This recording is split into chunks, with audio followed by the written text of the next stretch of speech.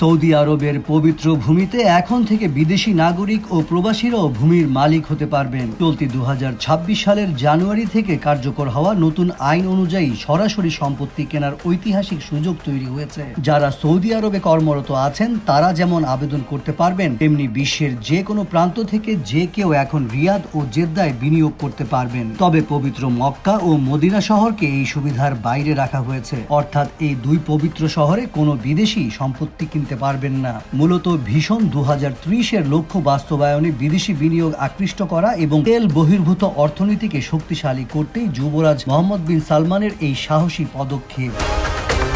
নতুন এই আইনের আওতায় সৌদিতে বসবাসরত প্রবাসীরা তাদের ইকামা নম্বর ব্যবহার করে সরাসরি সরকারি পোর্টালে আবেদন করতে পারবেন। রিয়াদ ও জেদ্দার কোন কোন এলাকায় বাড়ি কেনা যাবে তার মানচিত্র আগামী মার্চ মাসে প্রকাশ করবে সরকার। প্রতিটি লেনদেনের ক্ষেত্রে ক্রেতাকে 5% পর্যন্ত রিয়েল এস্টেট ট্রানজ্যাকশন ট্যাক্স দিতে হবে। তবে বেনামে বা ভুল তথ্য দিয়ে সম্পত্তি কেনার চেষ্টা করলে 1 কোটি সৌদি রিয়াল জরিমানা ও সম্পত্তি বাজেয়াপ্তের মতো কঠোর শাস্তির বিধান রাখা হয়েছে।